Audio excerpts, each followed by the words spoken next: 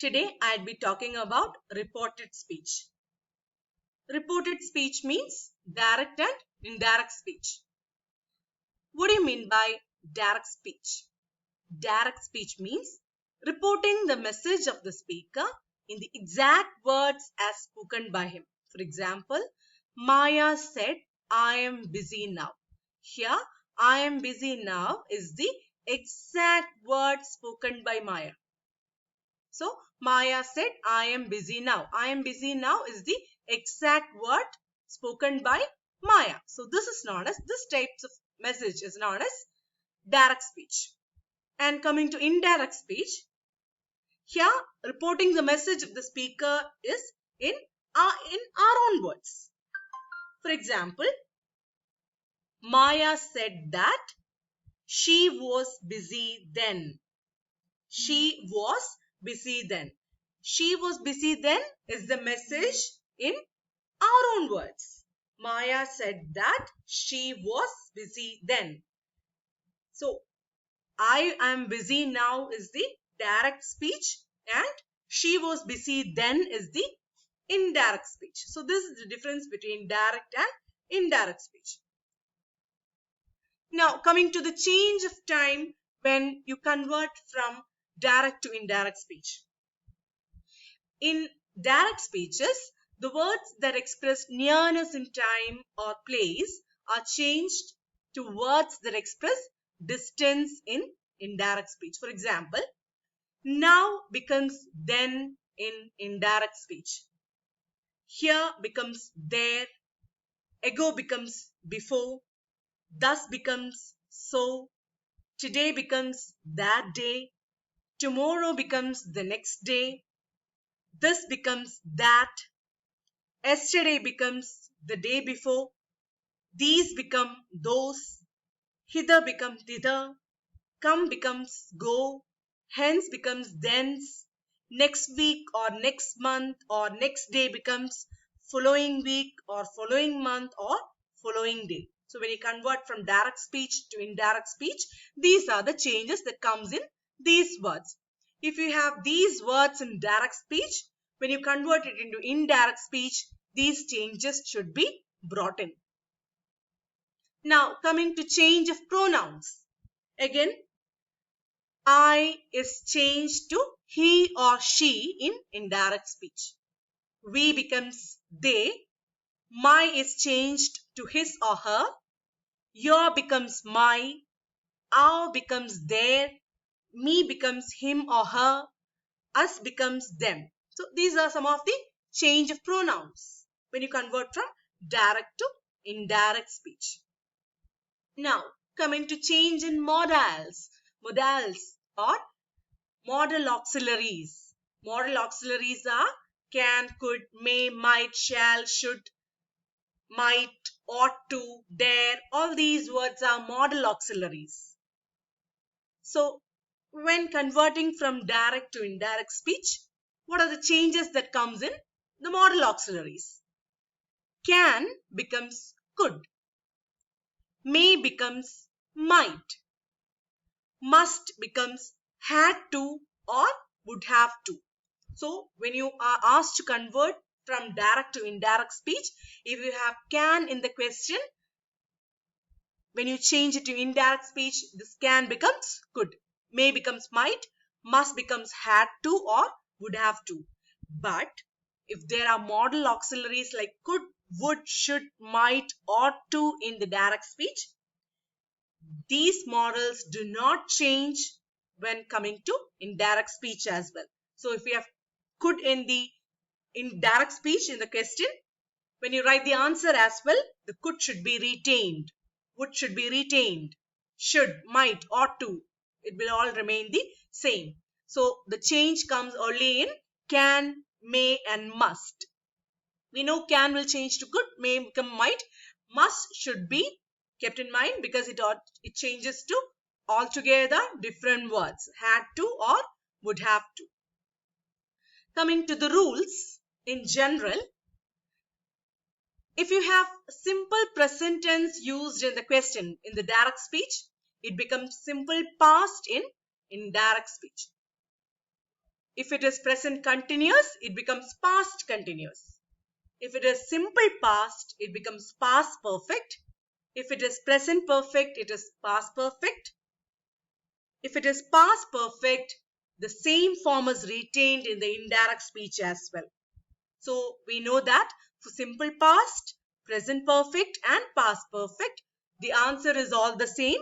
It changes to past perfect. For three of them, it is converted to past perfect.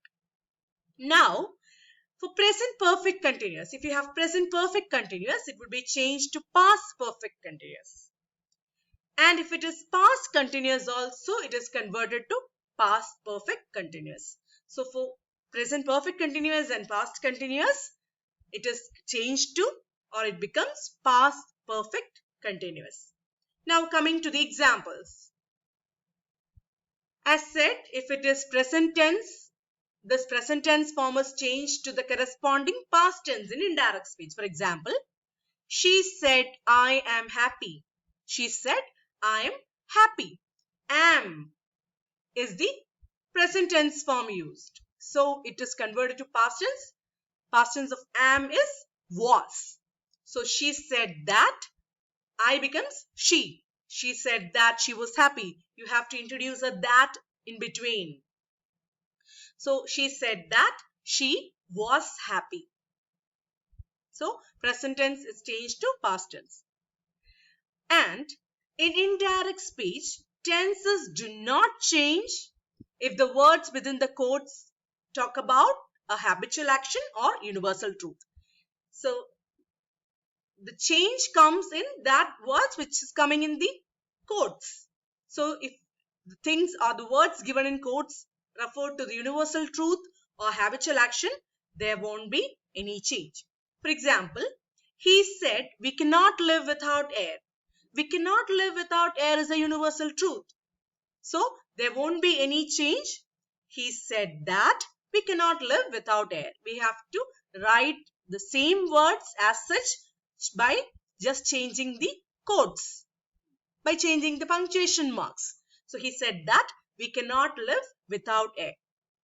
And again, the tenses of direct speech do not change if the reporting verb is in the future tense or present perfect.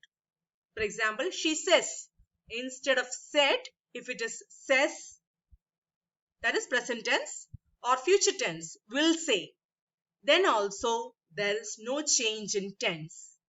She says or she will say, she says, I am going. If it is converted to indirect speech, it becomes she says, she is going. I am going is present tense. She is going is also present tense. The only thing is I becomes she. So she is followed by is. There is no change in tense. So if it is present tense, the same tense form should be used.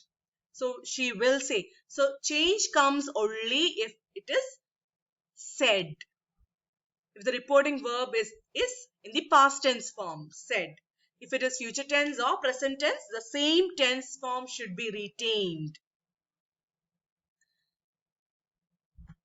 Now coming to present continuous. If it is present continuous, already said, it becomes past continuous. For example, she said, I am looking for my keys. I am looking. Am looking is present continuous form. Continuous form means ing form. Present tense form, am looking becomes was looking. She said that she was looking for her keys. So here the present continuous form changed to past continuous form. Now coming to simple past. If it is simple past, it becomes past perfect. For example, he said, my friend gave me a bar of chocolate. It becomes, he said that his friend had given. Gave is the past tense, simple past tense form used. So it becomes had given. Perfect form is has, have, had. If it is past perfect, it is had given. Had plus V3 form of the verb. It is had given him a bar of chocolate. So if it is simple past, it becomes past perfect. Now again, if it is present perfect, it becomes past perfect. Present perfect. She has written 3 letters for her friend. He said she has written 3 letters for her friend. Has written is the present perfect form. It should become past perfect. So to become past perfect, it is Has becomes had. That's the only change. So the answer would be, he said that she had written 3 letters for her friend. Has written becomes had written. Again, for past perfect, the same form is retained. For example, I had just turned out the light, he explained. It is changed to, he explained that he had just turned out the light. The only thing is, I becomes he. He had just turned out the light. The had turned is the, it is retained. So past tense, if it is past tense which is used in direct speech, the same tense form is used in indirect speech as well. If it is present perfect continuous, it changes to past perfect continuous form. For example, they complained, we have been waiting for hours. Have been waiting is the present perfect continuous form. If it is changed to past perfect continuous form, it becomes, instead of have, it becomes had. They complained that they had been waiting for hours. We became they, and have been waiting becomes had been waiting. And if it is past continuous also, it is changed to past perfect continuous form. We were living in Paris. Were living is past continuous. Or if it was living also, it is past continuous. Then becomes, they told me that they had been living in Paris. Again, past perfect continuous form. Were living became had been living. So if it is past continuous, it becomes past perfect continuous. Now coming to interrogative sentences. Interrogative sentences means questions. So if it is a question, no conjunction is used. Till now we use the conjunction that. She said that. Here the conjunction is not used. If it begins with a question, what, where, when, etc. Because these question words itself acts as a joining clause. For example, where do you live? Asked the boy. It becomes, the boy inquired where I lived. The boy inquired where I lived. Or it could be, the boy asked where I lived. And if a direct speech sentence begins with an auxiliary verb or a helping verb, the joining clause should be if or whether. For example, will you come for the party? She said. She asked whether we would come for the party or if we would come for the party.